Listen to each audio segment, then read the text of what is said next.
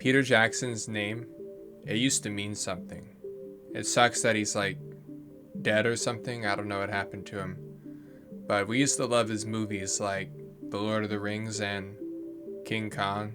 And I wanted to see this movie really bad when I was 7, but I couldn't because it was too violent. That was another moment I realized how evil the world was. Instead, I had to settle playing the PlayStation 2 game at my friend's house. It's a pretty basic and a somewhat repetitive game, but it's only 7 hours, so it doesn't really overstay its welcome. And not a lot of games allow you to blast dinosaurs with Tommy guns, so this game has a lot in its favor. Tommy guns and Assassin's Creed Monkey. The Kong levels are really just here to break up the gameplay, but past the first 2 hours of playing the game, you kind of have an idea of what you're going to be doing for the rest of it. But you know, that's okay because this is Ubisoft before they turned 7-hour games into 100-hour open world experiences. I do like long games, but the trick is to make a long game that doesn't feel like playing a second job. Long story short, I would rather play like a 7-hour masterpiece than a 100-hour collectathon. The main draw of this game though is you're playing a movie basically. It's like a movie on your PlayStation 2. You are Adrien Brody before he did all that nasty stuff with this thing, and you're on Skull Island. The visuals are pretty good on my end though, because I'm playing a super boosted PlayStation 2 copy. There's like 2 levels where you're gonna have to lower the frames to like 30, because I was playing at 60 frames this whole time, and for some reason when I was at 60 frames, these 2 levels here made Kong go monkey mode, so I just assume it's an issue with the FPS. The levels are Escape from V-Rex and Kong to the Rescue if you ever played this game. My favorite thing about the game is probably the soundtrack.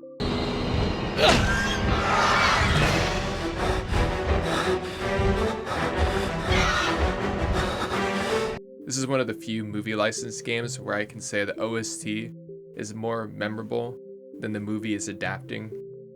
It's even got that COD 5 main menu before COD 5.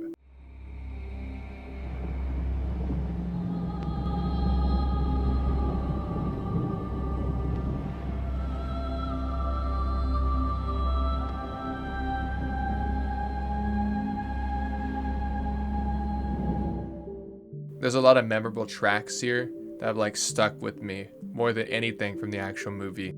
And I'm not saying the movie had a bad OST or anything, it's just I can't even compare it here because, you know, if I play a second of that movie, I will die. They will come and they will send someone to my house and they will kill. I know what kind of man you are. From the safety of your boat, you set sail. Well, I guess you're not really sailing, you're rowing. You're rowing into the belly of the beast. You're going into the unknown. Traveling to Skull Island. It's called Skull Island because the island kills people. From here you die and go to heaven and you're greeted by one of God's angels. What's kind of funny is you can just like sit here forever and you don't have to do anything, you can just chill. Unfortunately, this is a video game, so you can't just sit there forever. Well, I guess you could just sit there. Yeah, I guess you could. You know what? Just do what you want to do, man. Like, you can play the game how you want to play it. And if playing the game means you don't want to play the game at all, then knock your socks off, dude. It's Skull Island. But if you didn't enter this cave because you weren't playing the game, then how would you know that there's people on Skull Island? I'm not talking about the crab spiders. I'm talking about because there's like, you know, those human skulls, dude. And there's a fence, but I don't know if like the humans built that or if like the crabs built that. There's a lot of structures on Skull Island. My favorite one is this. You see, the people of Skull Island knew that one day someone's gonna want to make a video game here. So they created these little doors that require 2 people, sometimes 1 person, to push it forward to open the door. And you know, sometimes the little levers can be taken away to create more gameplay.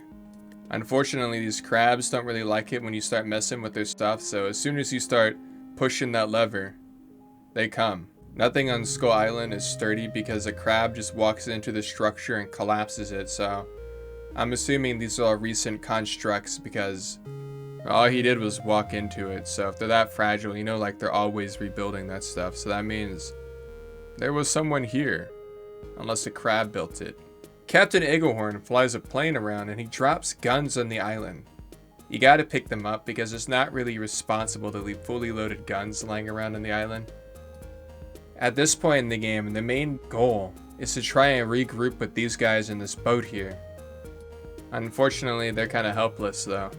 They don't have 2000's Jack Black to lend his lightness to their party, so the likelihood of them surviving is very slim. Him surviving is also very slim, he just stabs himself in the face.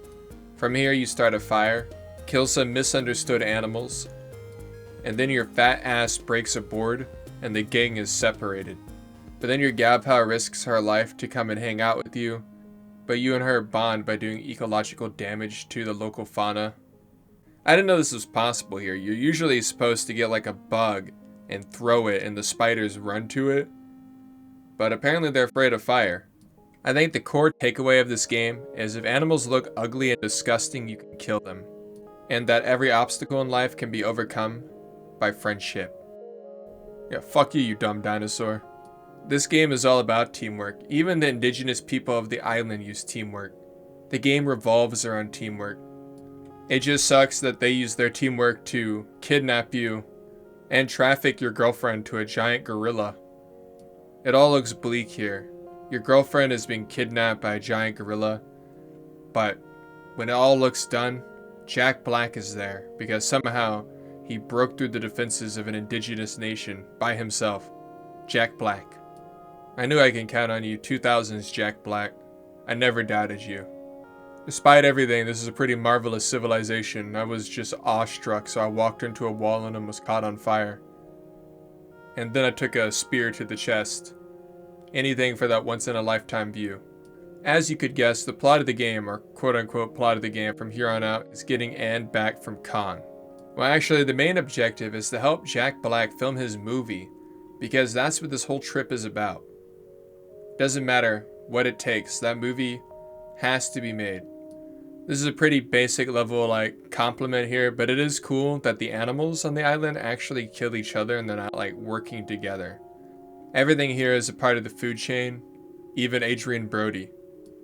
I've kind of been making up what the plot for this game is. It's really just surviving, and the only reason you're surviving is to kill animals to unlock art. I don't know, I just thought this was kind of cool. You get a little neat museum. I said the main goal was teamwork, but sometimes teamwork doesn't work, and it's just Adrien Brody doing work. But that's okay because it's cool. Actually cool. It feels cool to play this game. I played a lot of games, and old isn't always better, but sometimes older games are pretty fun, they're good. It's a fun game, but it is pretty repetitive. But you don't really notice it until you're kind of doing it a lot. And then you realize a lot of the levels are just you finding levers like this and turning doors open. Jack Black and Adrien Brody run through the... we run through the jungle, we run through the jungle, we run through the... They run through the jungle. The jungle, though, is full of mean dinosaurs. But luckily, like the spiders, they also don't like fire. Yeah, I don't like fire either, but, it's neither here nor there. But don't worry, when you're not killing dinosaurs, you're pushing levers around. Something I didn't really notice until later on in the game is you'll see there's bugs in the ground, but there's no spiders anywhere. Well, that's because these things are here and they're trying to jump scare you. It's hard to see, but I am getting jump scared by these things. They fly at you. They're not even scary, but it's just they jump you, they're everywhere. They're even trying to kill Jack Black. But more importantly, they're trying to kill me.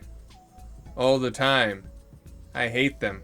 I don't even know how King Kong sleeps on this island. He's going to sleep. And he's got these things crawling on his back, crawling between his butt cheeks.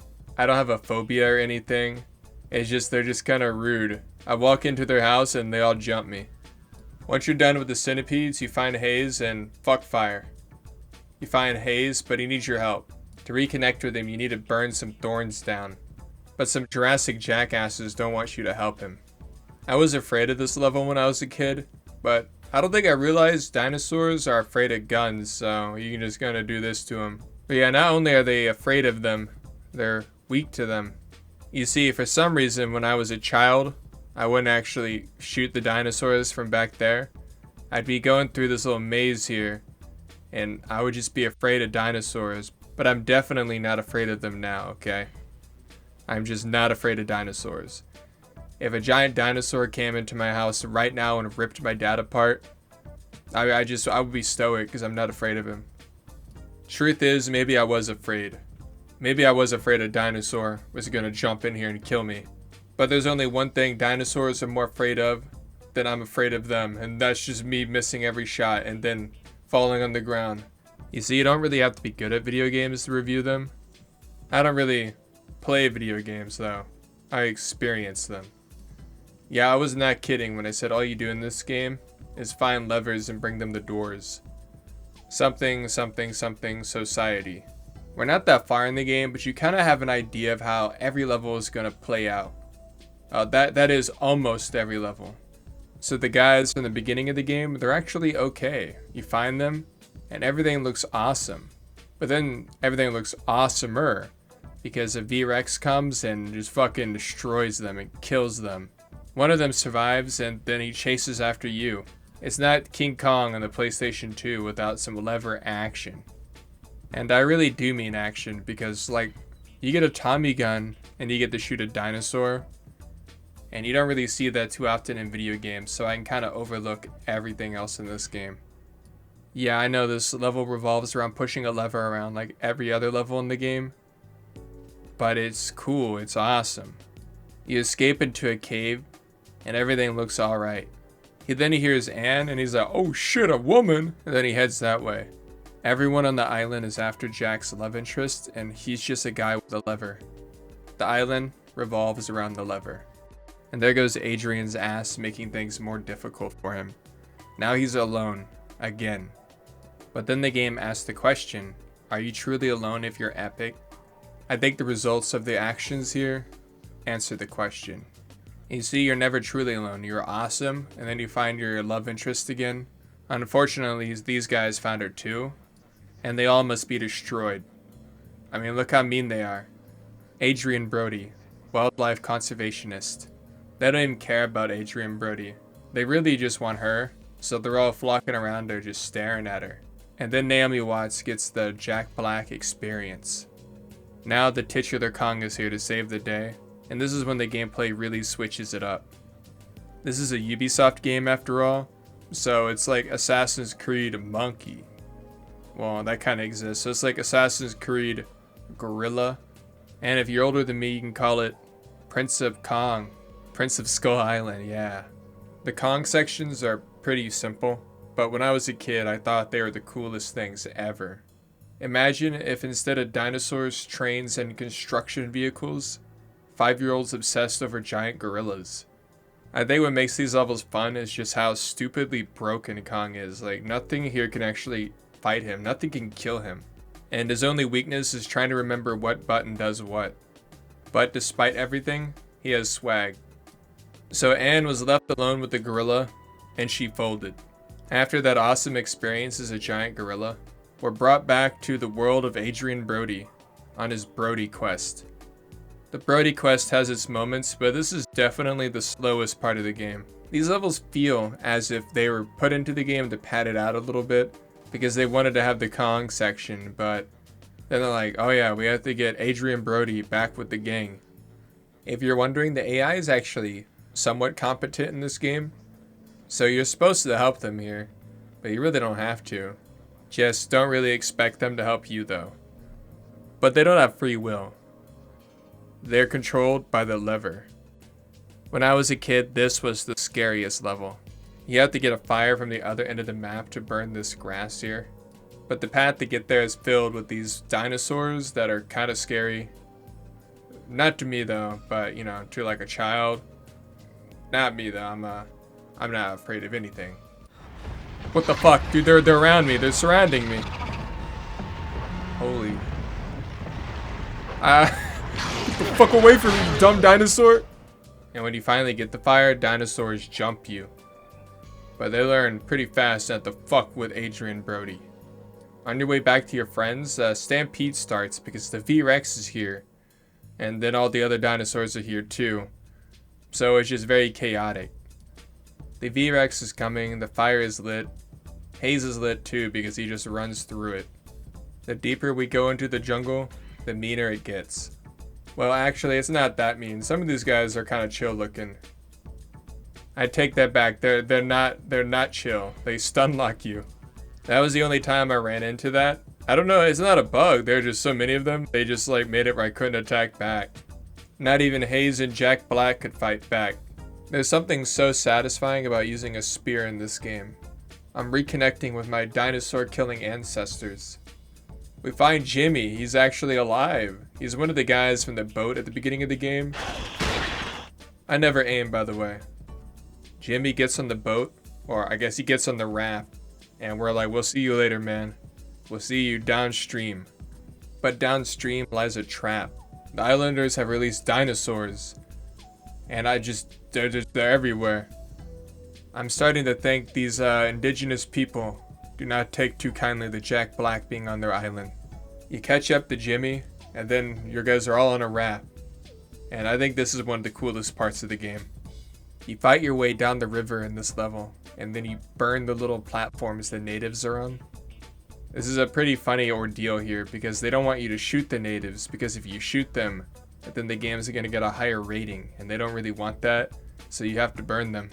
So I don't know if I would rather be shot or burnt alive. I have to kind of like think about that. Being mauled to death by a V-Rex might be a worse fate.